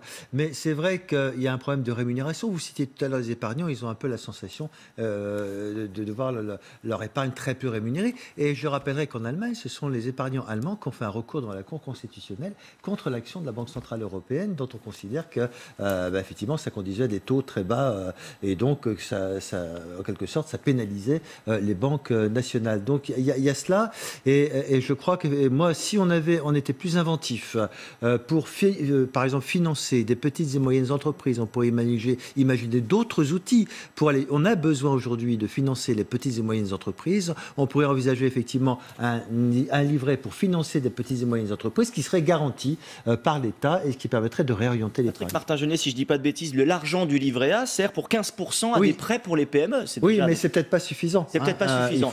C'est peut-être dans les modalités, parce que tout à l'heure, on parlait assurance vie et bourse. C'est en gros les deux gros placements en dehors du livret A qui est exonéré d'impôts et de prélèvements sociaux. Donc forcément, on se range là-dessus, parce qu'on met un peu d'argent de côté, on le retire, on ne nous retire rien comme argent en plus. Mais au-delà de l'assurance vie et de la bourse, il y a en effet ce qu'on pourrait imaginer comme les circuits courts de la finance qui sont à imaginer. C'est-à-dire en gros des outils livrés ou autres types qui permettent de flécher vers des entreprises près de chez moi, locales, ou des commerces que j'ai envie de faire perdurer. Et là, j'investis et c'est fléché et je peux savoir et je peux surtout retirer, parce qu'il y a des expériences locales qui sont faites, mais sous la forme de crowdfunding ou de financement participatif. Mais je ne peux pas retirer mes billes. Là, il faut sécuriser des entreprises qui ne sont pas forcément cotées. Donc, il n'y a pas toute l'information qu'il y a quand j'achète en bourse. Il faut créer ça. Il faut créer ces circuits courts de la finance, parce qu'il y a cette manne d'épargne et que ces tendances, c'est-à-dire qu'on est revenu sur des circuits courts au niveau alimentaire. Les gens sont en demande de recréer des commerces, de recréer cet écosystème local. Donc, permettons-leur de financer, d'utiliser leur argent là-dessus. Ou des entreprises françaises, locales, ça peut être autre que... Dans l'idéal, oui, mais là, on va assister très probablement à une flopée de faillites à la rentrée, avec aujourd'hui des entreprises qui tiennent comme elles le peuvent, et qui tiennent notamment parce que l'État intervient, mais l'État va devoir se retirer, et on risque d'avoir un nombre de faillites assez important. Et vous avez des Français qui, comme on l'a bien dit tout à l'heure, eh bien aujourd'hui sont très inquiets vis-à-vis de l'avenir. Le fait de thésauriser en période de crise économique, c'est pas nouveau, c'est assez traditionnel, et le fait de ne pas vouloir aller dans des investissements à risque pour la bourse ou pour des petites entreprises, c'est également quelque chose que l'on peut comprendre. Après, du point de vue de la consommation, quand on regarde un petit peu nos voisins et quand on voit un petit peu les ressorts aujourd'hui de la croissance française qui, dans les perspectives, n'est pas à ce stade si mauvaise que ça, eh bien on voit que malgré tout, vous avez des Français qui consomment peut-être moins que d'habitude, mais qui consomment plus que les Allemands, plus que les Italiens, plus que les Espagnols. Michel Rumi, je crois que vous vouliez intervenir, réagir aux propos de nos 4 invités. Oui, alors première des choses, par rapport à la consommation, on est parti de très bas. Donc on a plongé beaucoup et on revient, on a une consommation dynamique, et même certaines estimations estiment qu'au 3e trimestre, la croissance sera de l'ordre de 15 à 20%. Mais malgré tout, ce qu'il faut bien voir, c'est que les bons résultats que nous enregistrons actuellement ne changent pas la tendance, on va dire, des chiffres de 2020. On restera toujours de l'ordre à une baisse du PIB d'à peu près de 10%. Quant au placement de proximité, il est certain, mais je crois qu'on peut créer des produits, mais c'est surtout la mentalité des Français, de les inciter à prendre des risques, de dire qu'au-delà de la proximité, il faut estimer ou avoir un discours pédagogique de dire qu'investir dans les entreprises, certes, on prend du risque, mais on peut gagner beaucoup plus que 0,5 du livret de caisse d'épargne ou de certains autres produits. Simplement, c'est que les Français sont fondamentalement... Donc il faut créer une nouvelle dynamique, bien sûr, pour orienter, flécher et surtout éviter, on va dire, les véhicules et les produits défiscalisants, les réduire de telle manière que finalement les Français sont, entre guillemets, dans l'obligation d'investir vers des entreprises. William Tay. Je partage son point de vue. Il faudrait en fait limiter au plus possible, notamment les dispositifs comme le livret A. Après 2012, on a augmenté le plafond du livret A à 22 000 euros. Il faudrait revenir à ce qui se passait avant 2012 pour limiter ces dispositifs. En fait, c'est une tendance qu'on voit régulièrement. On l'a vu notamment avec la crise de 2008. C'est qu'à chaque fois qu'on a une crise économique, les Français ont tendance à épargner davantage. Mais même en cas de non-crise économique, ils épargnent quand même de toute façon dans le livret A. La première question, c'est la question de la réorientation de l'épargne. Il faudrait orienter l'épargne notamment vers les actifs qui ont plus de rendement. En début d'émission, on parlait notamment des entreprises américaines qui investissent dans la recherche et le développement. C'est un des problèmes qu'on a en France, c'est que globalement, on a beaucoup d'épargne, mais elle est mal orientée. Et c'est pour ça qu'on a des problèmes en industrie et on a des problèmes en R&D. Ensuite, le deuxième point, c'est si les Français épargnent, c'est parce qu'ils ont peur de ce qui va se passer en septembre-octobre. Il y a une incertitude sur le placement et aussi une incertitude, la deuxième, c'est sur qui va payer la crise. Parce que globalement, on raconte que de toute façon, l'argent est magique, mais au bout d'un moment, il faudra bien le rembourser. Le plan de relance européen, globalement, sera déficitaire pour la France. Donc, de toute façon, les contribuables français devront mettre la main à la pâte, que ce soit sur le plan de relance ou sur le budget européen. Et au niveau français, on a mis 750 milliards d'euros sur la table, dont la moitié de prêts garantis. Mais si les entreprises font faillite, il faudra bien rembourser ces prêts garantis, donc quelqu'un va devoir payer. Et c'est peut-être pour ça que les Français, qui sont précautionneux, épargnent actuellement. Vous pensez que les Français ont tout cela en tête quand ils placent un peu sur leur... Non, c'est inconscient. Oui, c'est inconscient. je suis d'accord pour dire que les Français devront mettre la main à la poche pour le plan de relance européen, contrairement à ce qui a été dit. Mais ce que je veux dire, c'est que ce n'est pas de l'épargne morte. Par exemple, vous citiez la rentrée qui va être extrêmement difficile. Des centaines de milliers de jeunes vont entrer sur le marché du travail. Il n'y aura pas d'emploi. Eh bien, cet argent va pouvoir servir pour une solidarité entre générations. Donc, si ça ne sert pas aux personnes qui épargnent, ça peut servir aux enfants, aux petits-enfants. Il y a une solidarité. Et au final, on continue à consommer. Vous voyez ce que je veux dire? Donc, ce n'est pas une épargne qui va rester morte. Elle sera utilisée, mais dans un autre sens, probablement dans un sens plus de solidarité. Oui, moi je reviendrai sur les modes de consommation. Moi j'ai l'impression que cette crise de la Covid-19, elle aura beaucoup d'impact sur nos habitudes de consommation, mais j'imagine longtemps, on va parler des boîtes de nuit, mais il y a le cinéma, il y a les achats beaucoup plus en ligne. J'ai l'impression que ces choses-là vont perdurer, parce que même si on rattrape un peu notre consommation, on n'y va pas jusqu'au bout, on réfléchit plus, on épargne et on réfléchit à 2 fois pour un achat, parce que c'est pas facile d'aller acheter avec un masque. Donc finalement, ça nous pousse à réfléchir, est-ce que j'ai vraiment besoin de ça? Est-ce que c'est ça dont j'ai besoin? Est-ce que je vais l'acheter comme ça? Où je vais l'acheter? J'ai l'impression que ça va vraiment avoir des effets beaucoup plus longtemps. Je ne sais pas si ça va être positif ou négatif sur la consommation, mais en tout cas, ça sera différent. Benjamin Morel. Oui, tout de même, ce qui est rassurant quand on regarde un peu aujourd'hui les habitudes de consommation, c'est que les gros achats se font. C'est-à-dire que les Français rachètent des voitures, etc. Les voitures, prime à la conversion, bonus écologique, mais qui booste le marché. C'est pas pareil. Oui, certes, mais alors, je parle simplement du point de vue de l'évolution de l'économie, si vous voulez. Le fait, justement, qu'il puisse y avoir des gros achats montre que tout de même, il y a une forme de confiance. Et elle va être difficile à tenir, cette confiance, mais elle va être nécessaire parce que, comme on l'a dit tout à l'heure, on n'est pas sorti de la crise. Et que ce sentiment qu'il faut thésauriser, qu'il faut mettre de l'argent de côté parce qu'il y a la maladie, parce qu'il y a la crise économique, c'est quelque chose sur lequel on va tenir pendant de nombreuses années. Si jamais la consommation qui draine en réalité la croissance en France depuis déjà plusieurs décennies s'éteint, à ce moment-là, c'est plus une crise économique que l'on a devant nous, c'est un vrai effondrement. William Tay. En fait, il faudrait profiter de la crise du coronavirus pour réorienter notre modèle économique. En fait, la crise du coronavirus a accéléré la mutation qu'on voyait en cours. Globalement, ce qui se passait depuis une quarantaine d'années, c'est qu'on avait une crise, on baissait les taux d'intérêt pour permettre aux gens, notamment aux États, de pouvoir s'endetter pour payer la crise. Ensuite, on baissait le chômage, ça repartait, l'inflation remontait, donc on remontait le taux d'inflation et ça repartait sur un nouveau cycle. Là, on est arrivé sur un nouveau cycle, on a vu notamment ça aux États-Unis à partir des années 2018-2019. C'est-à-dire que globalement, même quand on arrive à un taux de chômage bas, on part sur un nouveau cycle parce qu'il n'y a pas de hausse d'inflation. Et cette nouvelle mutation économique, je pense que les dirigeants européens ne l'ont pas compris. Il n'y a globalement que l'Allemagne qui l'a compris parce qu'en fait, les pays qui s'en sortent, c'est les pays qui sont des nations plutôt industrielles et de savants. C'est ce qui se passe en Chine, c'est ce qui se passe aux États-Unis. L'Allemagne a tenu et globalement, les pays latins vont payer. C'est ce qui s'est passé lors du dernier Conseil européen avec les pays du Nord qui ont les moyens de s'en sortir et les pays du Sud qui vont finir à la ramasse. Patrick Martin-Joly.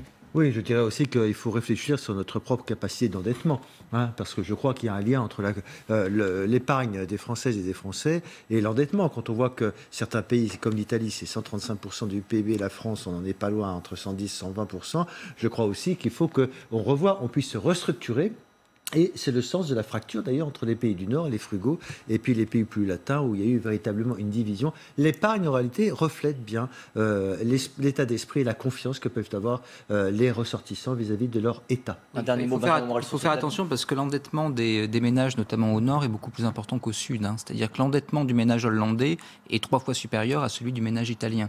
Donc là où il y a de l'endettement public, il y a moins d'endettement privé et vice-versa. En revanche, il faut en effet que l'argent qui va être mis demain dans la relance soit de l'argent mis pour réindustrialiser la France, pour reconstruire un modèle économique et pour reconstruire un modèle haut de gamme de recherche et développement. Si jamais cet argent ne va pas là-dedans et si jamais ça ne fonctionne pas, à ce moment-là, nous serons à la traîne. Je vous propose, si vous le voulez bien sûr, de passer à notre 4e thème. Ils appellent toujours à l'aide. Les gérants de discothèques, de clubs ont dû fermer, vous le savez, leur établissement depuis 4 mois maintenant en raison du coronavirus. Ils sont d'autant plus en colère que les soirées dans certains bars, dans certains restaurants sont nombreuses. Certaines peuvent d'ailleurs mal tourner. Ça s'est passé ce week-end. Le DJ d'une soirée sur une péniche à Paris a semé la panique sur Twitter en annonçant qu'il était atteint du coronavirus. Il a invité dans ce tweet tous les participants de cette soirée à se faire tester. Et je vous le disais, panique parmi tous les participants de cette soirée. Et ils étaient nombreux. Bonsoir Thierry Fontaine, vous êtes le président de l'UMINUIT, le principal syndicat des établissements de nuit. Vous vous sentez victime de concurrence déloyale quand on évoque ces restaurants, ces bars qui organisent ce genre de soirée ? Alors non, je ne vais pas dire qu'on se sent victime de concurrence déloyale parce que nous sommes fermés. Notre peur, c'est d'être les victimes malheureusement collatérales de ce qui se passe aujourd'hui. C'est-à-dire que si demain, en effet, on est en train de voir en ce moment un redémarrage de l'épidémie, on a un avantage, c'est qu'on ne pourra pas remettre ça sur le dos des discothèques, mais malheureusement, il est là, il est bien là. Et l'imprudence, malheureusement, de beaucoup de gens, mais c'est pas que dans les bars et dans les restaurants, il faut pas remettre ça non plus que là-dessus. Je crois que c'est la population en général qui fait que. Mais en effet, il y a des règles et c'est au gouvernement de faire appliquer ces règles, je le pense. Thierry Fontaine, on a du mal, nous, excusez-nous, profanes du monde de la nuit. Comment ce genre de soirée privée sur une péniche avec des centaines de personnes peuvent être organisées alors que les clubs, les discothèques, elles, sont fermées? Certes, il y avait une partie en plein air. Comment vous l'expliquez? Comment on peut expliquer ça? On ne peut pas l'expliquer. On peut pas l'expliquer. Aujourd'hui, c'est au ministère de l'Intérieur de faire son travail, clairement. Nous, on ne veut pas payer les pots cassés. On est déjà resté, on est le seul métier marchand aujourd'hui à être fermé depuis le 10 juillet, même depuis juin. C'est quand même difficile pour nous de voir qu'on nous interdit notre métier. On nous dit en gros, on n'a pas confiance en vous, gérants d'établissements de discothèques. On préfère faire confiance à tous les autres métiers. Et on voit qu'il n'y a pas de raison aujourd'hui. Nous, on a fait un gros travail avec le ministère de la Santé sur les protocoles à mettre en place. C'était avec des médecins de la santé. C'est pas nous qui l'avons proposé. On a travaillé avec eux. Aujourd'hui, on aimerait être entendu et par le Conseil scientifique, et par le ministère de la Santé, et par le gouvernement dans sa intégralité. On a eu le droit à des aides. On a eu une réunion à Bercy vendredi qui nous a permis de mettre 90% du métier sous perfusion et de tenir jusqu'à fin août. Va se poser fin août le problème des saisonniers, puisque si, admettons, aujourd'hui on n'a pas de date de réouverture, pas de prévision, mais si, admettons, on nous autorisait à ouvrir à partir de septembre, ça coïnciderait avec la date à laquelle les saisonniers, eux, devraient fermer. Donc eux, ils ne travailleraient pas, quoi qu'il en soit, jusqu'à mai l'année prochaine. Dites-moi quel métier est capable de tenir sans travailler pendant 18 mois. Les aides, va falloir les prolonger pour eux, quoi qu'il en soit, jusque début mai l'année prochaine, mais il va falloir régler le problème de fond. Thierry, nous laisser fermer. Je m'excuse de vous interrompre. Vous parlez de protocole qui serait mis en place en cas d'une éventuelle réouverture. Est-ce que vous pouvez vraiment ouvrir, et si oui, dans quelles conditions, pour assurer évidemment la sécurité de tous les participants? Alors, notre métier par nature, c'est de la sécurité.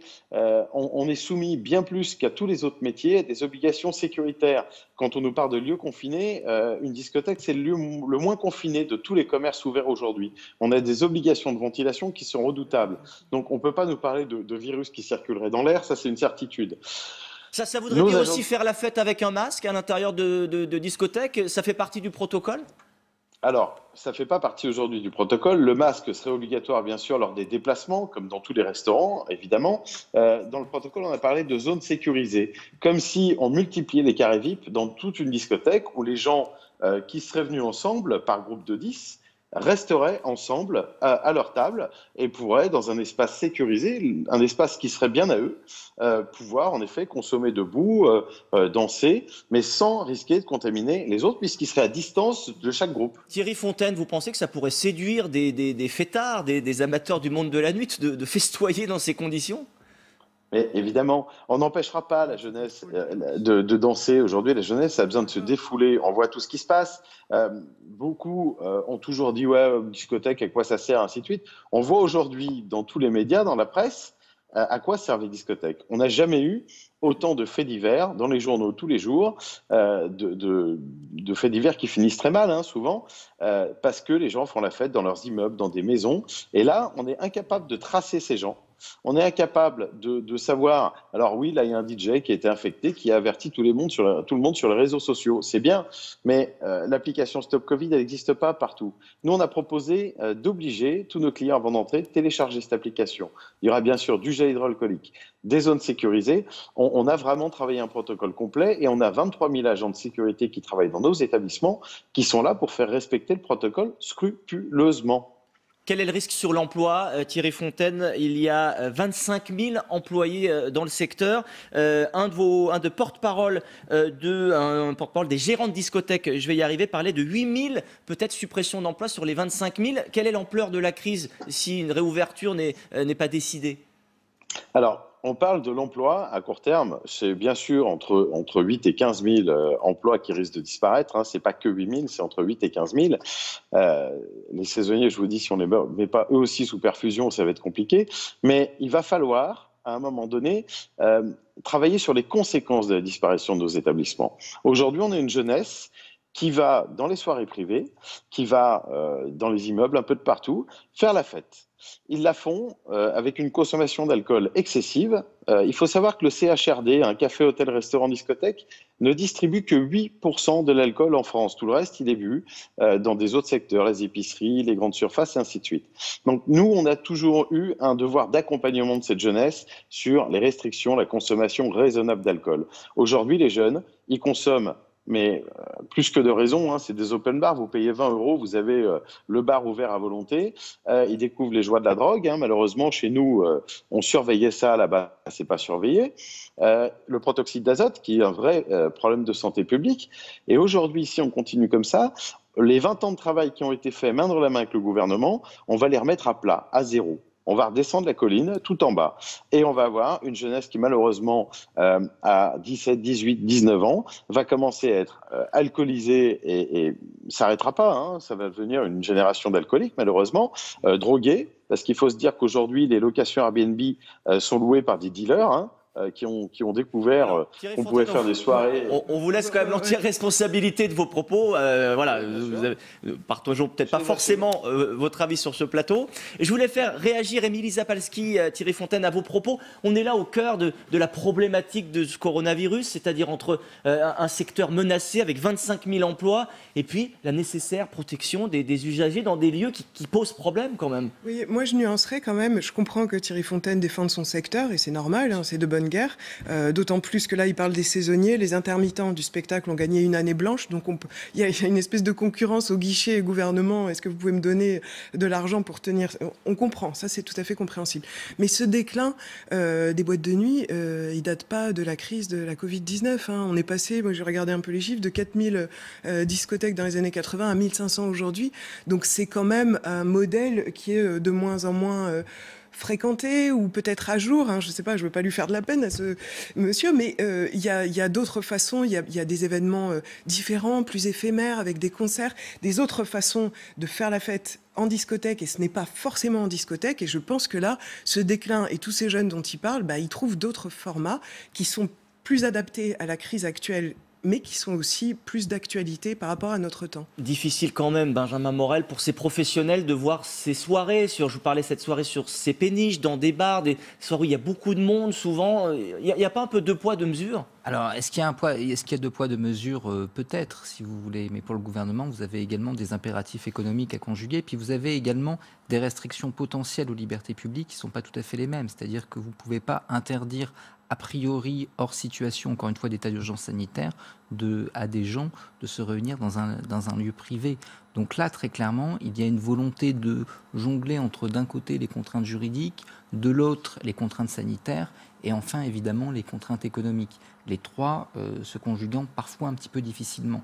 Là, très clairement, en l'état, ça a été bien dit tout à l'heure, on a un secteur qui est déjà un secteur en difficulté, un secteur que probablement il faut aider, que probablement il faut accompagner face à la traversée d'une crise qui va être compliquée, mais qui est un secteur aujourd'hui qui est en train de se repenser et qui, si jamais il reste hors champ trop longtemps, risque d'accentuer son déclin. C'est-à-dire que même si de nouvelles habitudes ont été prises, de nouvelles habitudes également peuvent s'amplifier et se perpétuer, et on peut passer d'un secteur en déclin à un secteur réellement sinistré. On peut comprendre les craintes des professionnels. William Tay. Je partage totalement ces propos, parce qu'en fait, ce qu'on voit dans les autres pays, c'est qu'en fait, les discothèques sont les endroits de super foyers de contamination. Donc en fait, le gouvernement a très peu d'intérêt au niveau sanitaire à pouvoir les laisser rouvrir. Parce que je veux bien qu'un protocole soit envisagé, mais il me paraît difficilement conciliable avec la volonté des personnes à aller dans ce genre d'endroit. Donc ça paraît quand même très compliqué. Par contre, d'un point de vue économique, vous avez tout à fait raison, on peut assister, notamment dans ce milieu-là, qui peut notamment fermer jusqu'à 2021-2022. C'est tout à fait envisageable, alors que dans d'autres milieux comme les stades de foot, la culture, on peut envisager de mettre de l'espacement, un siège sur 4 ou un siège sur 2. Dans ces endroits comme ça paraît quand même très compliqué. Pourquoi laisser des soirées, je parlais celles organisées sur cette péniche, avec des centaines de personnes, un cluster, puisque le DJ lui-même dit j'ai été contaminé, et tous ceux qui ont été en contact avec moi, faites attention. On a quand même un sentiment de deux poids, deux mesures. Oui, sur ça, mais je pense que vous avez déjà répondu. En fait, c'est une question notamment qui est juridique. Un premier point, c'est est-ce qu'on a le droit d'interdire les lieux privés hors état d'urgence? Et le deuxième point, c'est les moyens du ministère de l'Intérieur pour faire respecter les règles juridiques. Et là, c'est notre question. Est-ce qu'il y a une volonté de le faire? Parce qu'en même temps, le gouvernement aimerait bien aussi qu'il n'y ait pas de deuxième vague et que notamment août permette notamment de faire repartir le secteur touristique, des restaurants, des petits commerces, etc. Patrick Martin-Jeudi. Oui, moi j'ai une petite réserve par rapport à ce que vous disiez sur les moyens juridiques. Désolé, le maire a un pouvoir de salubrité publique, il a un pouvoir de police, indépendamment du pouvoir d'un état d'urgence sanitaire ou pas. Le maire peut dire attention, il y a des établissements que c'est très dangereux.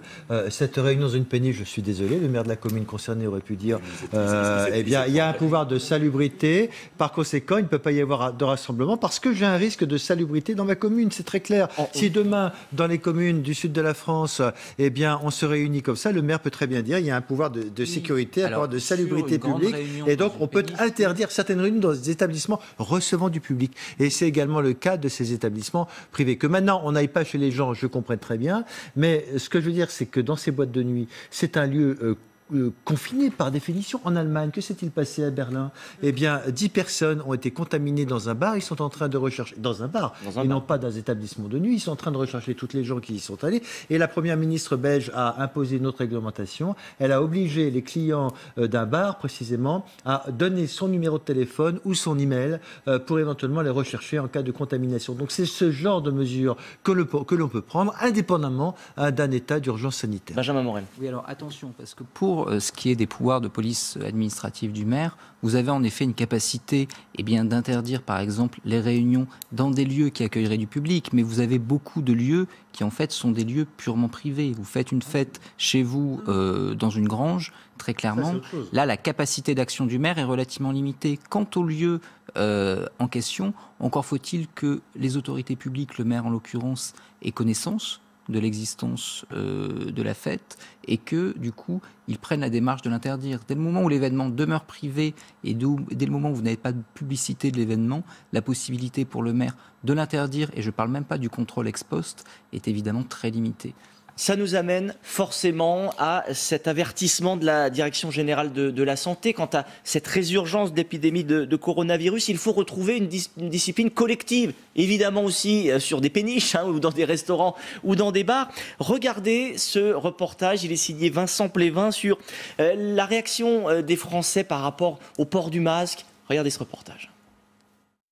Bonsoir Éric Revue, merci d'être avec nous dans LCI samedi soir. Vous êtes chef du service des urgences à l'hôpital Lariboisière. Je pense que vous avez dû voir le reportage qui vient d'être diffusé. Qu'est-ce que vous pensez de ce reportage et ce relâchement quand même des jeunes, notamment lors de soirées ?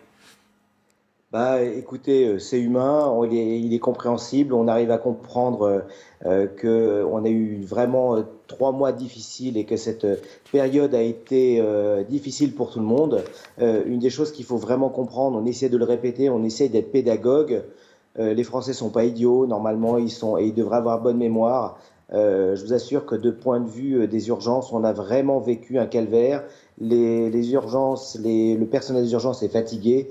On n'a pas envie de retrouver une autre vague. Donc c'est vrai que les Français doivent continuer quand même essayer d'être raisonnables. Est-ce que dans votre hôpital, à Lariboisière, vous assistez à ces fameux signaux faibles d'une résurgence de l'épidémie? Comment ça se passe dans votre service?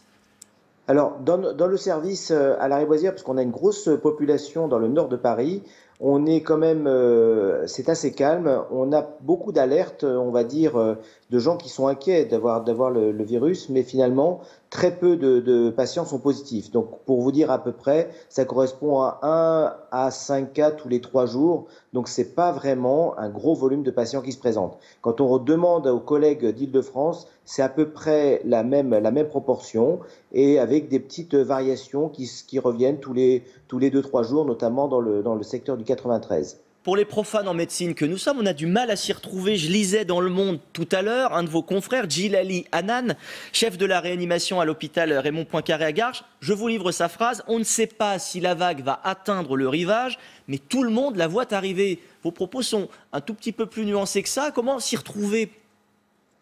C'est difficile, on va être tout à fait franc avec vous. On est vraiment dans l'observation. On va prendre un exemple très simple de ce qui s'est passé juste après le déconfinement. Souvenez-vous, il y a eu la fête de la musique. Les gens n'ont pas du tout respecté la distanciation. On n'a plus porté de masque.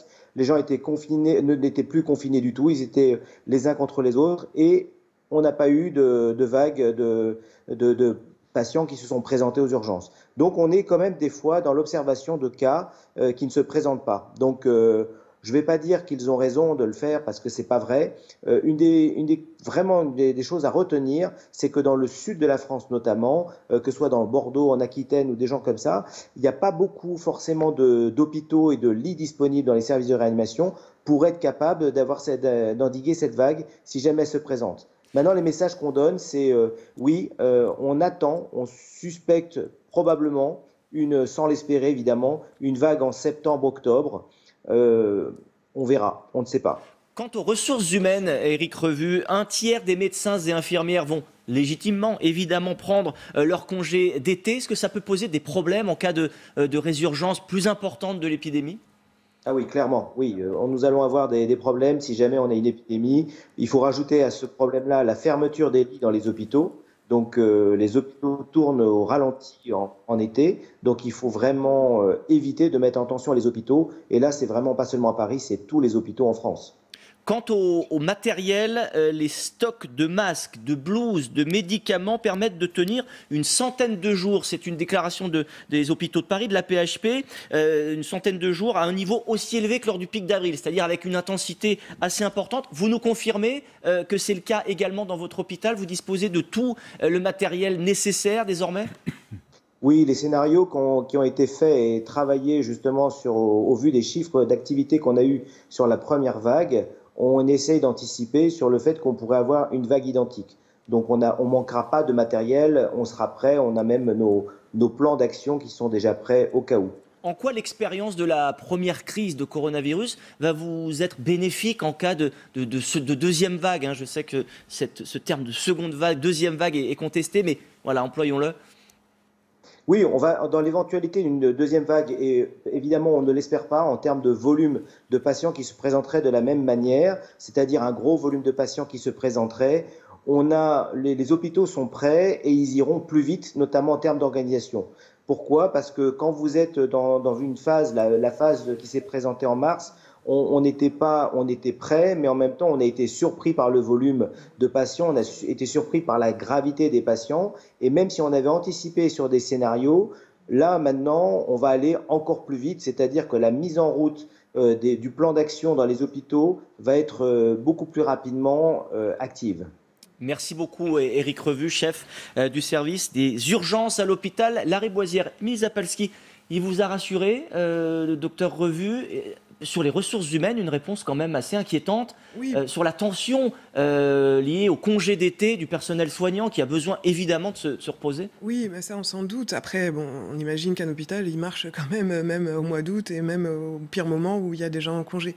Mais ce qu'on sent bien, encore une fois... Sauf avec une vague importante qui arriverait... Oui. Mais on sent bien qu'il y a une sorte de maîtrise, ou en tout cas d'impression de maîtrise en cas de cette éventuelle deuxième vague, mais pour les hôpitaux qui ont vécu ça. Parce que là, quand il rassure, moi ce qui m'inquiète plus, et il l'a dit, dans le sud, sud-ouest ou sud, des endroits qui n'ont pas été touchés par le virus, déjà il le dit, il n'y a pas forcément suffisamment de lits, il y a un volume énorme de malades qui arrivent, et en plus c'est des hôpitaux qui n'ont pas vécu ça. On le voit même au niveau de la population, peut-être c'est des gens qui sont moins habitués, parce que c'est vrai que nous en Ile-de-France on a été assez choqués, parce qu'on a vu que le virus était un peu partout, donc on a tout de suite mis les masques, c'est des endroits qui sont moins habitués à avoir vu le virus circuler, et dans les hôpitaux, ils n'ont pas ce retour d'expérience dont il parle là pour Lariboisière, qui ont été face à une épidémie déferlante avec des arrivées de malades tous les jours énormément. William Tay. Oui, vous avez tout à fait raison.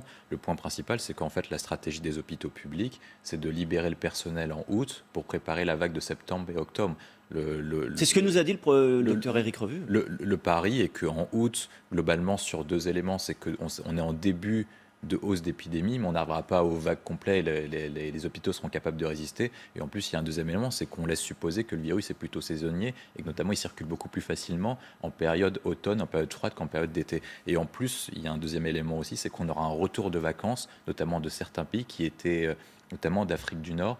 Et donc toutes ces populations qui arrivent, notamment on le voit à Marseille ou dans certains endroits de presque dit Éric Raoul, on est en train d'assister à un retour de montée de nombre de cas, etc. Le docteur Revue nous parlait d'une résurgence du virus en septembre-octobre. Oui, mais il ne faut pas exclure que le virus puisse repartir dans certaines régions, notamment des lieux de vacances. On l'a bien vu récemment en Bretagne. Un épisode en Allemagne, dans un hôtel, il y a une personne qui a eu le Covid. C'est tout le personnel qui était mis en quarantaine et les lits d'hôpitaux ont été mobilisés. Ce qui veut dire que si dans un établissement, si dans un lieu de vacances, dans le sud de la France ou ailleurs, il y a un épisode, les hôpitaux du sud de la France pourraient être rapidement submergés. Donc là, il faut faire attention. Quant au personnel hospitalier, effectivement, c'est à chaque établissement hospitalier, à la PHP à Paris par exemple, de gérer son personnel. C'est évident qu'il ne semble pas qu'il y ait un état d'urgence à Paris, mais à tout moment, la PHP peut se permettre de rappeler son personnel s'il devait y avoir une seconde vague très grave. Et la PHP qui précise qu'elle peut remobiliser 400 lits de réanimation si effectivement une vague de coronavirus venait à reprendre. Benjamin Morel, une réaction? Oui, rapidement. C'est-à-dire que non seulement vous avez les facteurs qu'on a évoqués, mais vous avez également une concentration. Les capacités hospitalières sont calculées par rapport à la population. Le problème des zones touristiques, c'est que leur capacité à l'année n'est pas liée à leur capacité en période de vacances. Dès le moment où vous avez une concentration de population anormale au regard des vacances et que vous avez potentiellement une seconde vague en août, là, on a des tensions hospitalières dans ces lieux-là qui deviennent très compliquées, même si évidemment, ensuite, il peut y avoir une répartition des malades au niveau national. Merci beaucoup à tous les quatre d'avoir participé à ce LCI samedi soir. À suivre d'autres infos sur LCI.